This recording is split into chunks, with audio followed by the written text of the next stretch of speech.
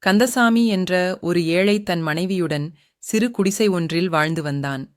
வயதாகிவிட்டதால் வேலைக்கும் செல்ல முடியாது போகவே தங்களிடம் இருந்த பொருட்களை விற்று சாப்பிட வேண்டி ஏற்பட்டது. நாட்கள் செல்லச் செல்ல அவர்கள் உண்ண உணவின்றி தவித்தனர். இந்நிலையில் அவன் ஆண்டவனை நோக்கி, இறைவா, எங்களை ஏன் இப்படி படைத்தாய்?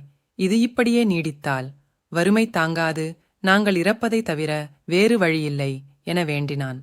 அவன் மீது இரக்கம் கொண்ட இறைவன் அவன் முன் தோன்றி அவனின் குறைகளைத் தீர்க்க அவனுக்கு வாத்து ஒன்றை பரிசளித்தார். அந்த வாத்து தினம் ஒரு பொன் முட்டை இடும் என்றும் அதை விற்று அன்றாடம் குடும்பத்திற்கு தேவையானவற்றை வாங்கி வாழ்நாளை சந்தோஷமாக கழிக்கலாம் என்றும் கூறி மறைந்தார். வாத்து தினம் ஒவ்வொரு பொன் முட்டையிட அவர்கள் அதனை விற்று வாழ்கையை இனிதாக கழிந்தனர். ஒரு நாள் கந்தசாமியின் மனைவி தன் கணவனிடம் சென்று, தினம் தினம் இந்த வாத்து ஒவ்வொரு பொன் முட்டையே இடுகின்றது, இப்படியே இருந்தால் நாம் எப்படி பெரிய பணக்காரராவது என்று சொல்லி, இந்த வாத்தின் வயிற்றில் இருக்கும் எல்லா முட்டைகளையும் நாம் எடுத்தால் அதை விற்று பெரிய பணக்காரராகிவிடலாம் என்று ஒரு உபாயம் சொன்னாள். இதைக் கேட்ட கந்தசாமிக்கும் அது சரியெனத் தோன்றியது.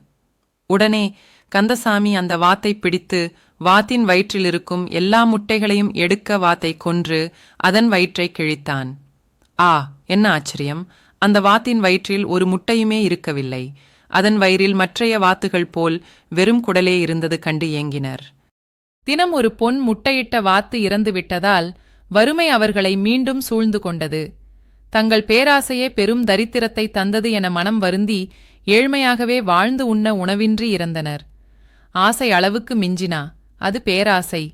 பேராசை பெரு நஷ்டத்தையும் கஷ்டத்தையும் தரும்.